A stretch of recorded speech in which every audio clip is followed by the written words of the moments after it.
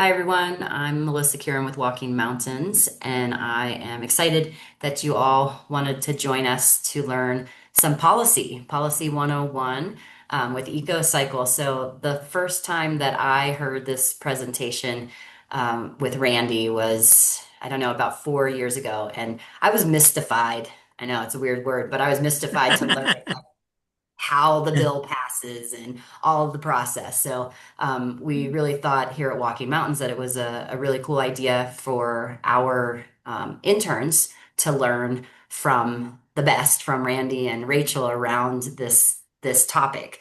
And so when we reached out to them, we had this idea of bringing it to a larger group. So super excited to see that folks registered for this. We are just in a meeting kind of mode here on Zoom. We are recording it, so I can share that out with Recycle Colorado. It's super informal. We've got just under an hour now to do the presentation, and I encourage folks that have questions to kind of keep in mind what they are or shoot them in the chat, and then at the end of the presentation, I'm sure Randy and Rachel will be willing to answer those questions. And of course, even if there's just some conversations or chats we want to have at that point, then that would be wonderful. So with that, I'm going to pass it over to Randy Mormon and Rachel Setsky, both from EcoCycle, and they can take it from here. And Randy's about to present. So Great, thank you. Let me find the right button here. There we go. All right. Assuming you all can see the slideshow. Thank you, yes. Melissa. Thank you, Melissa. It's great to be with you all this afternoon. Again, I'm Randy Mormon, and I'm the Director of Policy and Community Campaigns at EcoCycle. I also serve as the Policy Chair with the statewide organization Recycle Colorado. And with me today is Rachel Setsky. And again, we're both part of the policy department here at EcoCycle. We're going to cover how the Colorado State Legislature works. We're going to highlight the successes we've had with zero waste policy at the state level. And Rachel's going to go a little more in depth then with you on some of the major policies that we've passed recently. And we will finish with some action steps that you can do locally and at the state level, and of course, have time for questions. So I will go to the next slide. So first, I just want to kind of start with who EcoCycle is. We are one of the oldest and largest nonprofit recyclers in the country. We brought recycling to Boulder in 1976. We were one of the first 20 curbside recycling programs in the country, and we have been busy helping communities to reduce waste and increase recycling and composting in the decades since. We do this by engaging all sectors of the community. So, for example, we run a fleet of compost and recycling trucks. We manage the county's single stream recycling center, or commonly known as a MRF, Material Recovery Facility. And we operate the CHARM, which is the Center for Hard to Recycle Materials here in the city of Boulder. We also work with public schools to develop their compost and recycling programs and teach students about sustainability. We work with the state and local governments to identify ways to reduce waste and strengthen their circular economies. So basically, we figure out what works, we create models, and then work to get them adopted by businesses and communities interested in increasing circularity and advancing zero waste in their areas. Our mission is to innovate, implement, and advocate for zero waste solutions to foster a more sustainable, equitable, and climate resilient future. Sorry, still trying to figure out my screen here. Come on, where did it go? There it is. All right. So we have been involved in state policy work for the past decade with our partners, including Recycle Colorado. And what we've done over the past several years is worked hard to develop legislative champions and also develop a good relationship with the governor's office. So pictured here is one of Recycle Colorado's lobby days, where we train volunteers to advocate for recycling and zero waste legislation at the Capitol. And our hard work has paid off. We have seen some recent victories. Of course, two of the biggest landmark bills were the Plastic Pollution Reduction Act of 2021 and the Producer Responsibility for Paper and Packaging Recycling Act in 2022. Most recently, this past legislative session in 2025, we were a key player in shaping the new Colorado Circular Communities Enterprise that combined the Front Range Waste Diversion and Resource Recycling Economic Opportunity Grant programs. And then also this year, we helped pass the Battery Stewardship Program. So we're going to dive into some of these laws and more in depth. But first, let's look at how a bill becomes a law in Colorado. All right, so this is a simple graphic of a complicated process that I'm going to try to describe to you now. And start with how a bill gets started in the state legislature. First of all, a bill needs a sponsor, and that can happen. A bill can start in either the House or the Senate. And so we have two chambers. We're bicameral here in the state, like most states are. And each legislator is allowed to introduce 5 of their own bills. And there's 100 legislators, both Senate and House, that make up those 100 legislators. So initially, we have around 500 bills that we start off with, and then we get more because legislators like to come up with new ideas, and they will, as a session gets started, they get permission from their leadership in either the House or the Senate to introduce late bills. So that's in addition to those 5. But we start with those 5.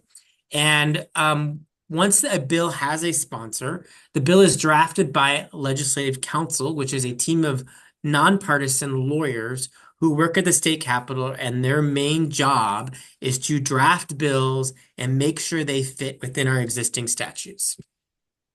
So after the bill draft is complete, it is introduced in its respective chamber. So let's say we start in the House, we have a House sponsor, it's going to start in the House. And so the Speaker of the House is going to assign the bill to a committee or committees. The Speaker does this by reading the bill across the desk in the chamber. And that is technically known as the first reading. I'm going to talk about second and third readings a little bit later, but that is the first reading. When a bill is introduced and read across the desk, it's assigned a bill title, a bill number, and committees that it's going to have hearings in. So then the first committee that's been assigned to, the chair of that committee assigns a date for a public hearing. Now, I want to call out something that's really kind of unique for the state of Colorado, in that we have a law that says that every single bill introduced at the state legislature has to have a public hearing. We kind of take that for granted here in Colorado because we've had that for a long time. But I just want to notice, working in other states, and especially at the federal level, that is not the case. So in other states or at the federal level, the chair of the committee could get a bill and decide that there is never, ever going to be a hearing on that and just sit on it. And that they have that ability to do that, but not in the state of Colorado. We require that every bill gets a public hearing. So during the public hearing, the public, us, have the opportunity to provide comment in support or opposition. And then also committee members have the opportunity to hear that public comment, to hear the sponsor, and hear expertise testimony on this issue, this topic, and this bill. And then the sponsor and committee members have opportunities to provide amendments to the bill during the committee hearing. So if there are amendments, those get voted on first in committee. And then once all the amendments have been offered and voted on up or down by the committee, there's an up or down vote of the bill moving forward. And so if the bill passes that committee, then the committee assigns where it's going to go. Usually that has been already predetermined by the legislative process. So the committee chair will say, now that we've passed out of this committee, it's now going to go to the next stage in the process, which may be sending it to another committee. Often, well, if there is any money involved, meaning that the legislature has to appropriate funding to the bill, or there's going to be a fee assigned to the legislative action, then it would need to go to other committees like the Budget Committee and definitely the Appropriations Committee. So after it has gone through those committees, it comes to if it passes all those committees, it comes to the full House floor. And that is where we get the second reading. So what's important to note is during second reading, that full chamber does not act as the chamber. It acts as a large committee, or what they call the committee of the whole. So there's actually someone that day in the chamber of the majority party who is assigned to be the chair of the committee of the whole. It's not the speaker if it's in the House. It's not the president if it's in the Senate. It's another member of the majority party for that day that gets to be assigned to chair the committee of the whole. And so that chamber acts as a committee. Now, the only difference is there's no public testimony during this. But this is where the chamber gets to debate the bill, can talk about testimony that was provided during the committee hearings that led up to this, and members of the chamber can offer amendments. So depending on the issue, this could take hours. Because you can imagine there's a lot of members of the full House or the full Senate, and they all have different opinions on this. And so there could be a lot of debate that could take a long time. And so if you're ever at the Capitol and you hear sometimes lobbyists going around and saying, oh, they're going to be stuck in there for hours, it's because they're doing second reading and they're debating something that's very contentious. Now, at the end of that debate, and no one no longer is coming up to the podium to say that I want to talk about this or I want to offer amendments. They will vote on amendments, and then they will vote on what happens to the bill next as a whole after those amendments, if they pass, get added to the bill. At that point, it's a voice vote. So the chair will say, all those in favor of moving this bill on to third reading, say aye, and pass it on second reading. And everyone will shout in the chamber that is in favor, aye. And then the chair will say, anyone opposed, say nay. And you'll hear somebody say nay. And it is up to the chair to determine, does the vote hold? Is there enough support to move it forward? So it's all by voice vote during a second reading. Now, if you are in the minority party and you want to challenge the chair's ruling, you can, and you can actually request a recorded vote. And so that happens oftentimes as well during second reading. So assuming that the bill passes second reading, then it must wait 24 hours before it goes to a third reading. This is really the only time commitment required of the whole process, is that 24 hours between second and third reading. And I bring that up because the legislature only happens from January to May, and there's a or a statutory requirement for how many days they can be in session. And so that's from January to May. And so you may have heard sometimes the term sine die, which means when everyone rises at the end of the session and the session is over. And so that clock ticks. And so, you can introduce bills and have bills so a lot of times bills get stalled and are waiting for certain committees. If there's appropriations, they're going to have to often wait until what they call the long bill gets passed, which is the budget bill, to determine if there's any money to appropriate for other types of projects. And so sometimes bills get stuck along the way. Sometimes bills get introduced very late in the game, those late bills. And but we have just until that deadline to go through this whole process. And so that 24 hours is really the minimum requirement from second reading to third reading. And so you can legally pass a bill in the last 3 days of session. And that is where it would go through the House. It would have second reading on its very first day. It has a committee hearing. It has a second reading. And then it waits that 24 hours to that second day for third reading. Then it goes over to the other chamber, has its committee hearing or hearings on that same day that it had third reading. And then it has second reading in that chamber, and then it has to wait that 24 hours to that third and final day for final passage. So it can be done and has been done, but it is quite an uphill battle to try to get a bill passed in the last 3 days of session. If a bill can't be introduced after the last 3 days because legally, because of those time constraints that are required there, cannot pass after the last 3 days of session. So, all that to say that we've gone through the first chamber now, and we did our second reading. We waited that 24 hours, and then we have that third reading, which is that final reading, that final passage in that chamber, and that is a recorded vote. And usually there is very little debate. Not always, there can be, but usually because most of the debate happened during second reading, there's not a lot of debate, and there's often not amendments made during third reading, but sometimes that also can occur. And it's a recorded vote, so there's an electronic screen, and the House members will push in their votes if they support it or don't, and that gets recorded up on the screen.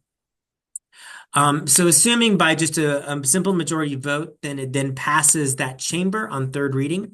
It now goes over to the other chamber, and guess what? It has to repeat that whole process again in that other chamber.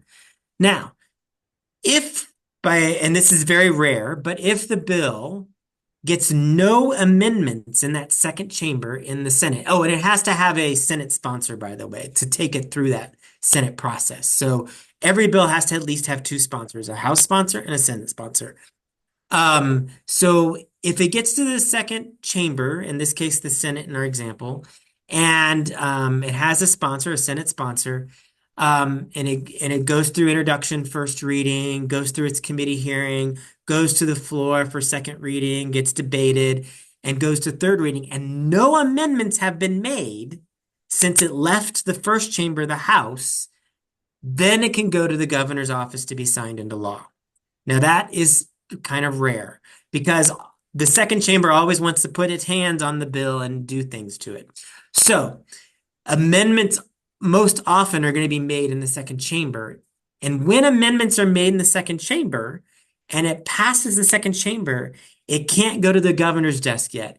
It has to go back to the first chamber, and the first chamber has to approve the amendments that were made in the second chamber. So they have to vote, do we accept the amendments that have been made from the second chamber?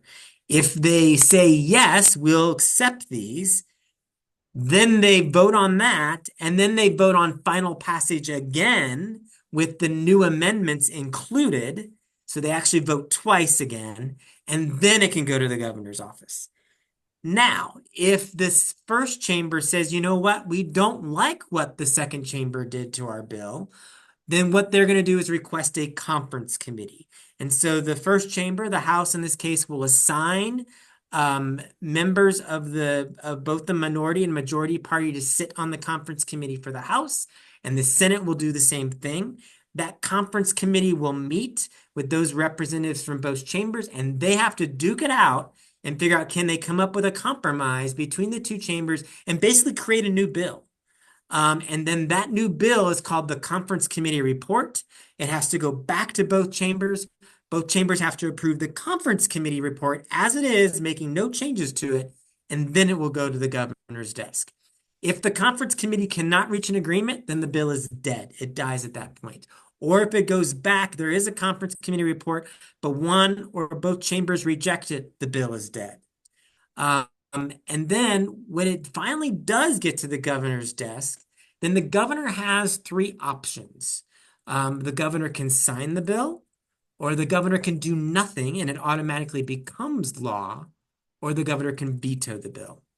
And so if it's during the session, while the session is still happening, the legislative session, so that's January to May, if it's during that time period and it's gone to the governor's desk and there's 10 days left in the session or more, then the governor has to sign it within 10 days. And again, he could veto it within 10 days, or he could not do anything and it would become law. But if he vetoes it and the session is still occurring and there's still 10 days left in the session, then both chambers can try to override that veto. They both have to override it with a 2/3 vote. There were some vetoes during Polis's administration, and as far as I know, none of the vetoes have ever been able to been override so far of Governor Polis's vetoes. Now, most bills, though, get passed at the end of session after they've gone through this whole long process of going back and forth, and maybe they have to have conference committees. So it's a long process. So a lot of bills, the majority of them don't get passed till the end of session, and that's usually within that 10-day window. So we've lost the opportunity to do any overrides of vetoes. At that point, then the governor has 30 days to decide what he's going to do on his bills. And so that's usually what you'll see a lot of bill signings happen in those last 30 days after the session has ended in the month of June. And then, of course, he can veto during that time period, and the bill is automatically dead by the stroke of his pen because the legislature is no longer in session and has no more options to override his veto. So that is how sausage is made. And of course, you probably heard of How a Bill Becomes a Bill, the song and from Schoolhouse Rock, I'm Just a Bill. So this is the Colorado version of that. um, and with that, I'm going to move on to talking about, or actually passing it over to Rachel to talk about some of the key legislation that we have passed. And sorry, I need to get my screen right again. There we go. All While right. you're doing that, I will just mention, if I call these bills by name, you'll notice that we name them either HB and then the last two digits of the year, and then they each get a number. So HB means it's a House bill. It started in the House. And then, or an SB, which means it started in the Senate and went the other way from Randy's example. So we're going to go through on a really high level, just a handful of the laws that we've seen in Colorado in the last 10 or so years that are related to zero waste. There's a lot of them, which is really exciting. And we are going to start with some of the laws that have actually worked to eliminate waste. So the first one we're going to talk about is HB 21-1162, or our Plastic Pollution Reduction Act, or sometimes called PPRA for short. It took us 3 years to pass this, the coalition to get this passed. In part, that was because of COVID. But once we did get it passed, Colorado became the first non-coastal U.S. state to have statewide fee on single-use checkout bags, and bans on plastic and polystyrene takeout containers. So you'll notice a lot of these laws, Colorado is like the first, or the first non-coastal, or we're really an example that folks look at, which is pretty cool. We also became the first state in the country to repeal a law that had been previously championed by the plastics industry that put a prohibition on local jurisdictions from adopting local ordinances banning plastic items. So that repeal was pretty big news.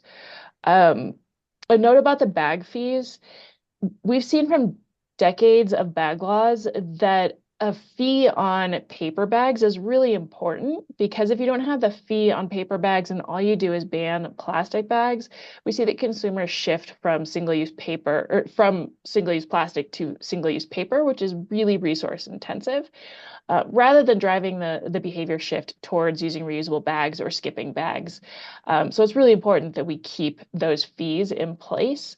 And the reason I bring this up is this last legislative session, we saw, I think it was like 3 or 4 bills that Republicans ran trying to get rid of this fee and some other fees that are important zero waste fees. They were claiming they would have saved Coloradans money by getting rid of these fees. And when you looked at it, it was, $100 at most, whereas it provided thousands, if not millions of dollars in benefits for zero waste programs throughout the state.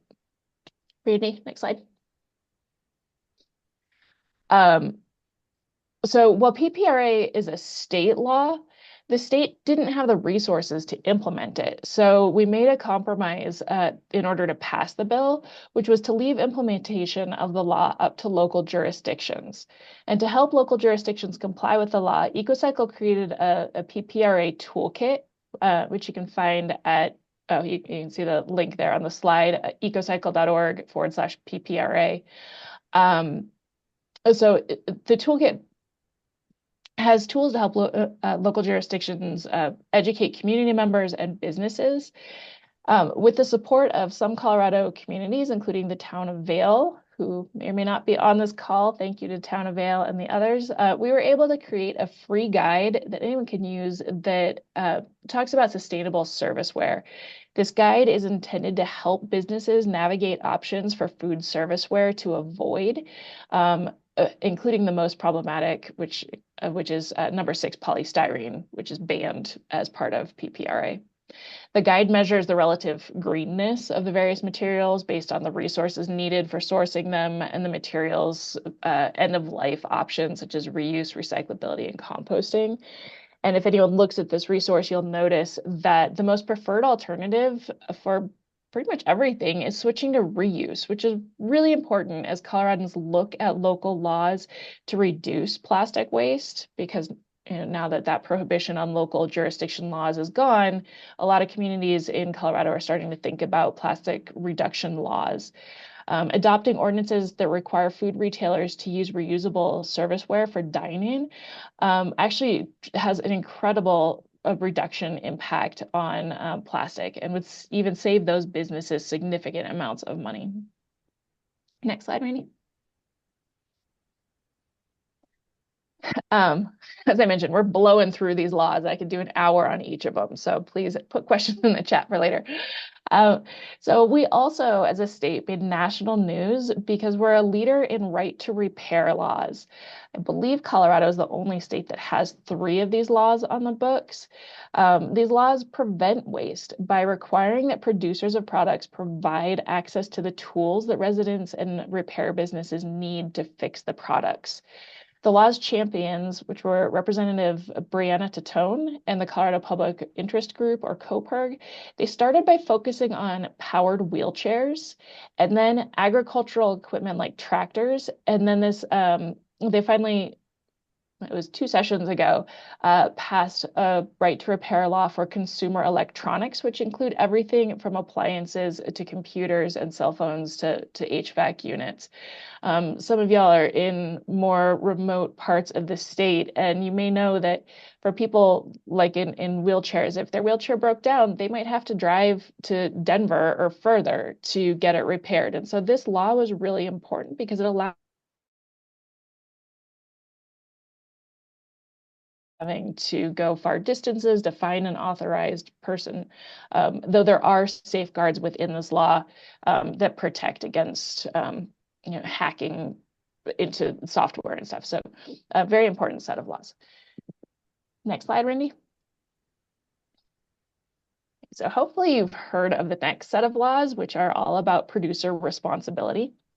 Producer responsibility is a policy concept that aims to reduce waste disposal costs for local governments and the public, increase the convenience and accessibility of recycling programs, and create incentives for producers to design more sustainable, less toxic, and more easily recyclable or reusable products and packaging. They do this by requiring producers to take responsibility for the end-of-life management of their products, and that evens the playing field between those producers that are taking proactive voluntary action and those that are not. Producer responsibility shifts the cost from consumers and governments to the producers who actually have control over the decisions about how products are made, and thus how sustainable and recyclable their products are. The shift ensures that recycling systems have reliable funding sources rather than leaving their operations reliant on the impacts of widely variable market fluctuations. So under a system without producer responsibility, recycling programs, like curbside recycling programs in particular, are generally reliant on funding from the sale of the commodities they make, so like their aluminum bales or their paper bales. And many recycling programs are subsidized by local governments. So when commodity prices drop, programs either often have to get larger government subsidies or they may have to reduce their services. Some producer responsibility programs rely on funding from a point of sale fee, like our paint care law that I'll talk about. And then some others in other states, like their packaging laws, actually have a combination of local funds and producer funds. So to get people to recycle, another benefit of producer responsibility systems is that they build out easy access to recycling collections. So curbside collections for common recyclables and drop-off sites for other materials like batteries or mattresses. We need to eliminate fees that people must pay for recycling their materials, whether that's a fee to subscribe to a recycling service or a fee at a drop-off site. And producer responsibility programs usually get rid of those fee-for-service fees. So another key to producer responsibility is that the laws include structures for oversight and safeguards. They have requirements for safety, recycling access, and other goals that the program has to meet. They require producers to report annually on their program's successes and how they will adapt their programs if they're not meeting their stated goals. And in Colorado, the producer responsibility program organizations have to report to the Colorado Department of Public Health and Environment, or CDPHE. That's the state agency that oversees these programs. Producer responsibility programs include requirements for educating not only the producers who are impacted and the service providers that like the waste haulers that participate in the program, but they also are required to educate the community about their programs and how to appropriately recycle. With the packaging law that is still being worked out, the implementation of it, we are guessing, hoping, and it's actually in statute that the producer responsibility organization should be partnering with organizations like Walking Mountains and EcoCycle, and I think High Country Conservation is on this call as well. So they should be partnering with the groups that are already doing that education, but they are required to make sure the education is done. So simply by creating the systems for responsible end-of-life disposal, producer responsibility programs have a positive environmental impact due to the increase in materials collected for recycling and proper disposal. Some of them, like our packaging law, also include requirements for financial incentives that further encourage producers to design more sustainable products, maybe reduce toxins or make them more recyclable. We took out the slide about oversight, but just to make it very clear, producers are not doing these programs themselves. So like Coke or Pepsi isn't doing this all on their own. They join together as part of a producer responsibility organization that all the producers are members of, and then that nonprofit organization is the entity that actually does the program implementation and actually engages with CDPHE.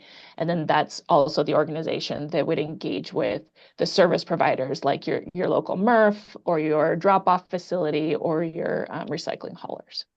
Next slide, Randy. So the state's first producer responsibility program was one for architectural paint, and it passed in 2015. We will refer to it as the Paint Care program because that's the producer responsibility organization that runs the program.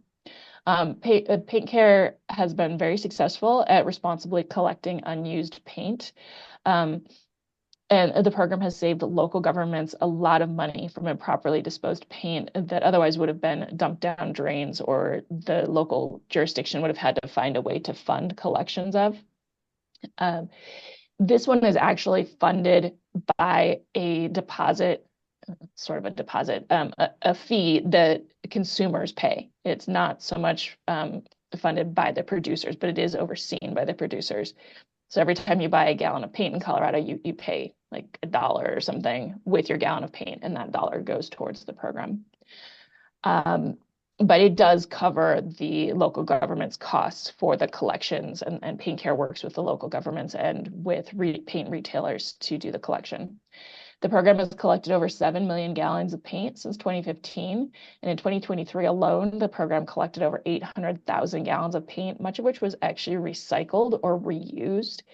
And they collected paint through 205 year-round drop-off sites and over 65 events. So both Paint Care and the battery law that I'll talk about rely on requirements to have a certain number of facilities that are permanent in locations with high populations. And then they also have to have events in areas that have lower populations, or if they're in a very densely populated area, they may have a permanent site and then also additional events to meet requirements by the law. Next slide, Randy. So the state's producer responsibility program for packaging passed in 2022, making Colorado the third U.S. state to have producer responsibility for packaging and printed paper. Printed paper is important because we worked hard to keep it in there. Since the law was passed, the state has appointed Circular Action Alliance, sometimes called them CAA, as the producer responsibility organization to implement the program. The state has also appointed a 13-member volunteer advisory board, which has held over 50 meetings over the last 3 years to advise the state and CAA on how to conduct a statewide needs assessment and on the draft implementation plan, which is currently being discussed and revised right now and is about to be open for a public input period. The hope is that the plan will be approved by the end of this year so that CAA can start rolling out the collections of standard recycling, packaging recycling, and start reimbursing governments that have programs for recycling already. The pro is required to pay 100% of the cost of recycling. So this means they're going to cover the cost of collection, transportation to the material recovery facilities, like the Eagle County facility. They will also pay for the processing of those materials at MRFs and to getting materials to the recyclers. So what that might mean for a consumer is if your community does the recycling themselves, like a city of Denver or Durango, that instead of residents having to pay the cost for that recycling, the pro will pay that amount. Or if your community contracts with a hauler, same thing. If you live in an area where you have to contract directly with a hauler, that portion of their service will be paid for. So you would only have to pay for your trash and compost if you have compost. The pro will cover the cost of education and outreach, like we talked about. Hopefully that will be through contracting with organizations that already are doing that outreach. And finally, the pro is required to pay for the necessary infrastructure investments needed to build out recycling infrastructure around the state. So we don't know exactly what that looks like, but we know that some particularly non-Front Range communities either don't have a MRF, or maybe their MRF is smaller and would need to be built out to be able to collect all of the material that's going to be recycled through this program. Maybe it's a transfer station that needs more infrastructure. Maybe it's definitely going to be adding a lot more trucks, more recycling trucks throughout the state to be able to collect material. One thing I didn't mention, but one requirement of this law is that there will be a statewide list of recyclable material. So it won't matter if you're in Denver or Durango or Delta, you are going to be able to recycle the same materials. And so what that means is that a lot of places right now, people don't know whether they can recycle the same things they can recycle at home when they're on vacation, but through this program, wherever you are in Colorado, you'll be able to recycle the same materials. Next slide, Randy. So the first major task that the pro had to do was to complete a statewide needs assessment. And they looked at the needed and existing infrastructure programs in education, as well as the potential for shifting single-use packaging to reuse and the impact of compostable packaging on compost facilities. The assessment relied on hundreds of interviews and surveys, stakeholder group meetings, and tours of facilities, as well as consultations with that advisory board. And the needs assessment ended up estimating that by 2035, the producer responsibility program could expand recycling services to approximately 700,000 additional Colorado households. So they have to provide recycling services to all Colorado households. And so they're estimating that about 700,000 households don't have recycling, and this will fill that gap. They estimated that by 2035, we'll be recycling 410,000 additional tons of valuable recycling materials for a total of about 720,000 tons annually. And that, again, they're really looking at packaging. They estimated that this program is going to add almost 8,000 recycling related jobs. Those jobs won't all be in Colorado because a lot of our recyclable materials are actually taken out of state to do the recycling. For example, paper would never make sense to recycle in Colorado because that's a process that requires a lot of water. But we still want to get that paper in Colorado to a responsible paper mill to get it recycled. They estimated that this program will reduce annual greenhouse gas emissions that are equivalent to removing 278,000 cars from the road. And that the program will save municipalities and residents millions of dollars each year. They estimated that for the city of Denver alone, it would save about $16 million per year. Next slide, Randy. So then this last year, as we've mentioned, we were able to pass our third producer responsibility law for the collection and recycling of small and medium format batteries. So if you think about everything from button batteries and double A's up through power tools and e-bike batteries.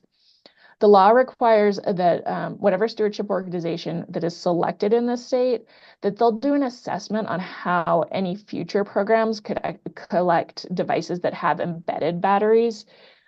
We couldn't require in this law that embedded batteries were collected because embedded battery devices range very much in what they look like. If you think about like light up shoes or your cell phone or a laptop, those devices are so widely different in the chemistries of their batteries as well as what the products actually look like that right now there's not a model anywhere that we could find that they could even base those collections on. And so there's a number both of states as well as non-US jurisdictions that are looking at models for how to collect embedded batteries. So we hope that a future bill would be able to tackle those embedded battery devices. The law also didn't cover large format batteries like EVs.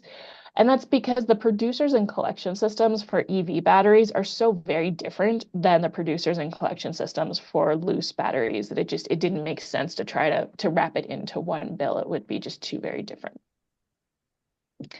Next slide, please. So the reasons the battery program is so important for Colorado is it's going to reduce the risk of pollution and fire due to improperly disposed batteries. A lot of Coloradans don't have access to responsible battery recycling. And what ends up happening is that those batteries often get thrown into curbside recycling or into trash cans. And that includes batteries from embedded devices. So this is not the end all bill, but it will reduce the fires that happen when those batteries get crushed either in trucks or when they get to the material recycling facilities. It also puts very clear safety directions around the producer responsibility organization. So it'll increase the safety of the collection. It'll reduce consumer confusion around battery recovery and recycling through that required education that we've talked about. It's going to shift the cost of battery recycling and recovery from residents and local governments back to the battery producers. And it's going to increase the amount of critical materials that are recovered back into the supply chain by increasing the number of batteries that are collected to be recycled.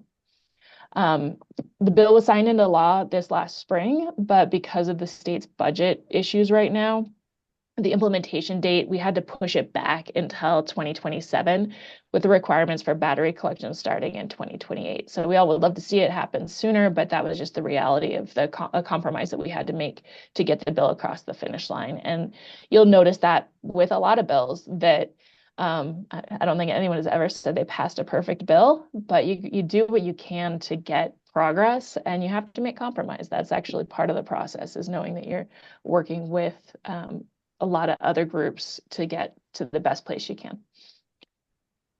Oh, you are already on the right side. Okay. So we've been talking about recycling. We have also passed a number of significant laws around organics diversion that include a law that required CDPHE to do a study that looked at how to expand organics diversion and composting in Colorado. This study was accompanied by a municipal toolkit, and they were both, the study and the toolkit were both released last August. If you're interested at all in organics diversion or composting, I would highly recommend checking out that toolkit. I can put the link in the chat in a minute, unless Randy can find it. That it's a really great toolkit intended for a municipal government to pick up and look at and actually use it as a starting point for moving their programs forward. The state has also become one of a handful to have laws requiring the certification and clear labeling of products that are marketed as compostable and prohibiting the use of misleading marketing on non-compostable products.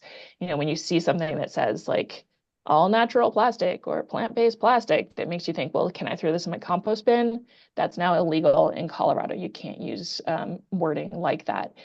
If your product, if you're marketing it as compostable, it has to be certified and it has to use green coloring and it has to specifically say it's certified compostable, just to make it really easy for the consumers and for the compost facilities to be able to identify whether or not they are actually compostable products.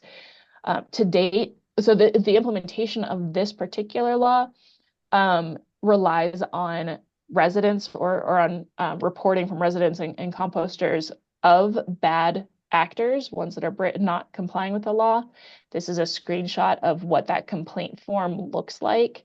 And to date, the Attorney General's office has taken action against about 6 bad actors. And anecdotally, I was talking to some composters yesterday, and they said, you know, we've actually seen less bad fake compostables coming across the line. So it is definitely making a difference. And if you want to take action, this is a good one. If you see non-compostables or products that are not complying, it's a great action you can take easily by reporting those bad actors. Next slide.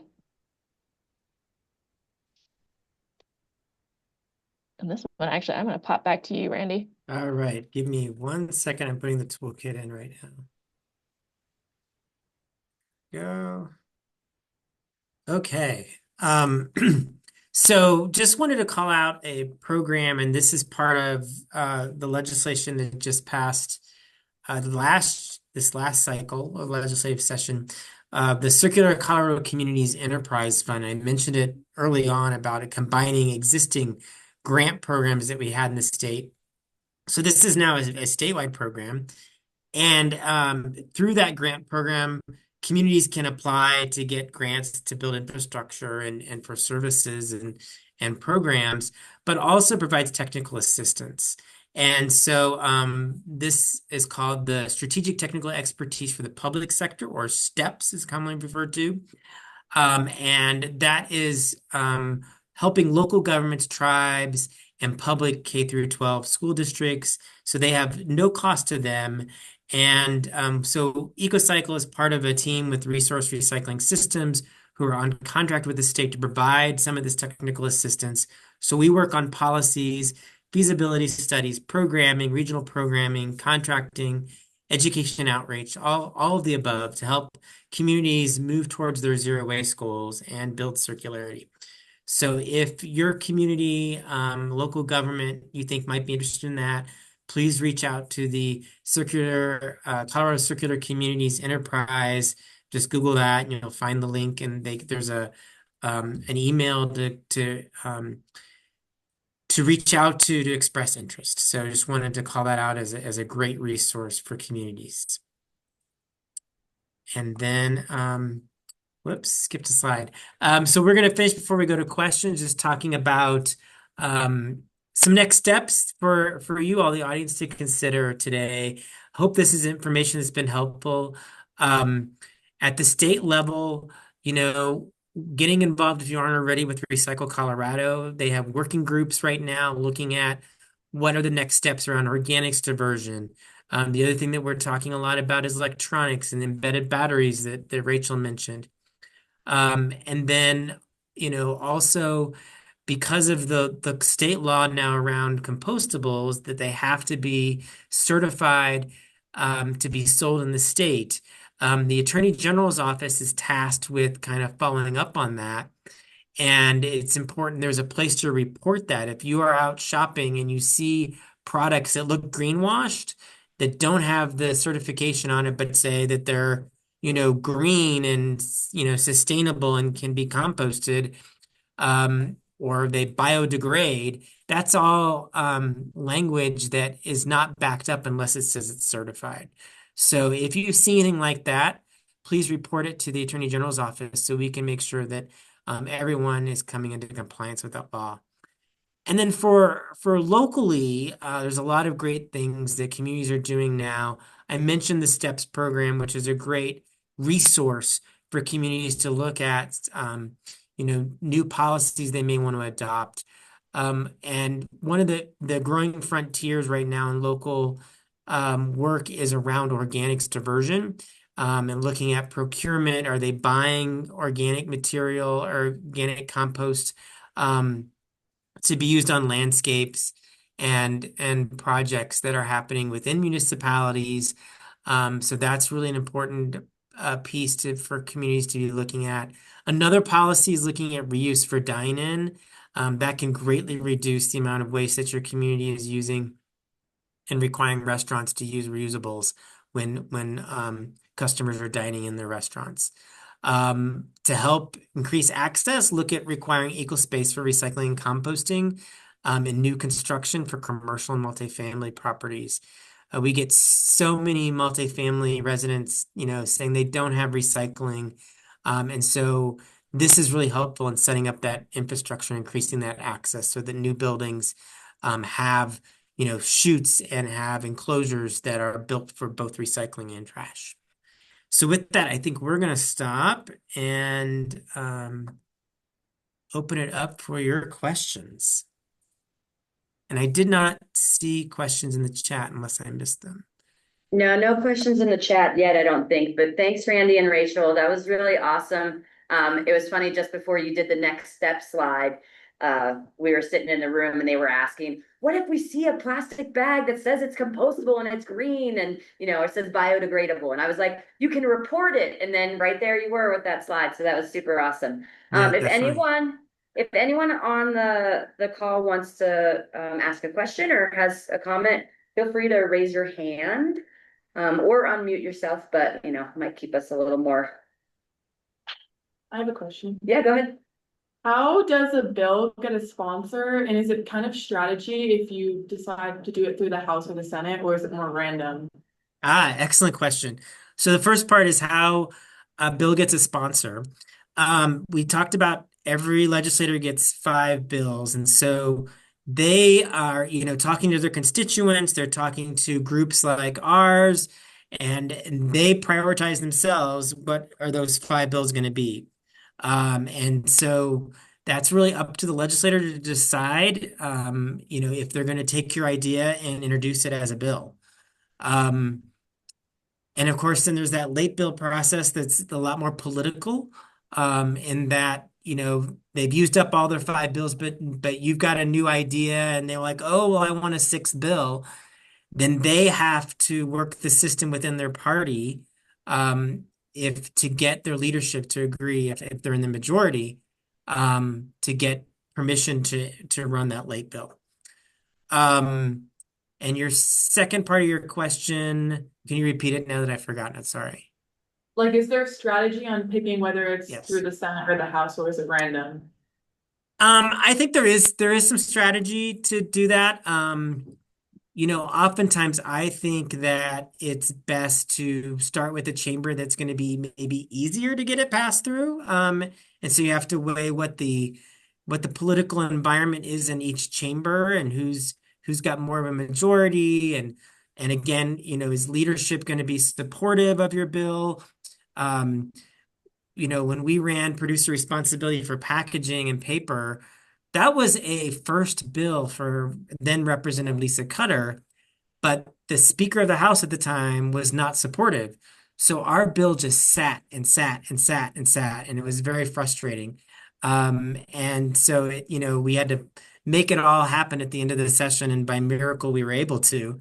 But so I think it's much more of a political question of do you have the support in the chamber you're going to start with to kind of build momentum for it so that as you're having public hearings and getting support in that chamber and getting it passed through the process, you then leverage that to educate the public about it and educate the press about it, hopefully, and they're picking up and running stories about it. And so that helps build your momentum for the second chamber that may be harder to get through.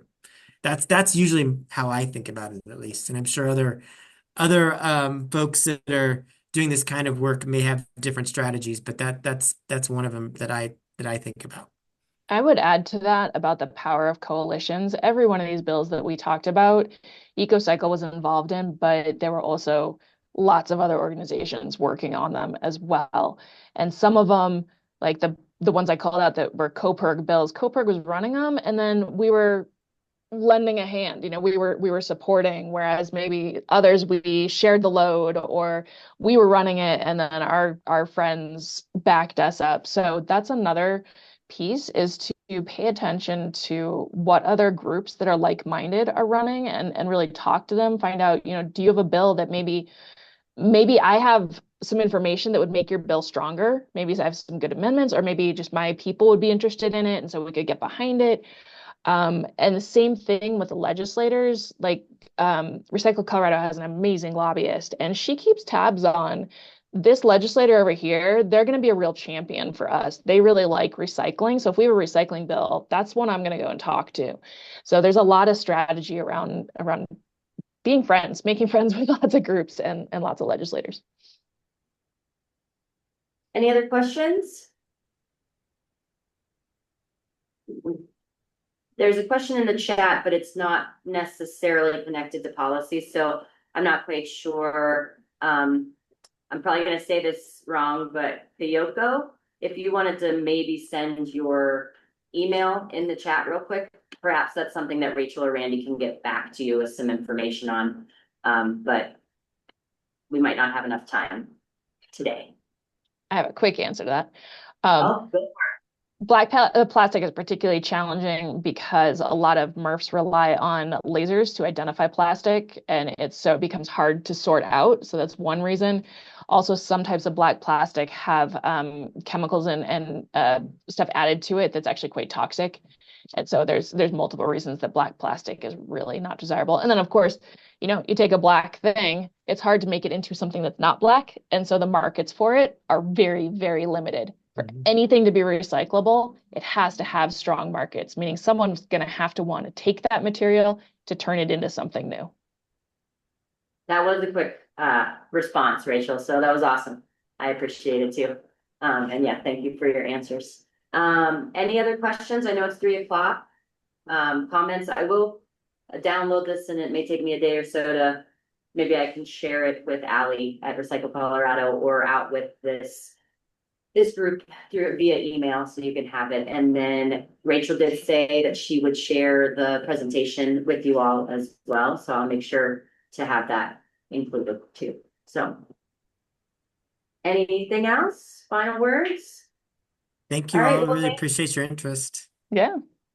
thank you, Randy. Thank you, Rachel. Thanks everyone else for joining as well, and hope you have a good rest of your day.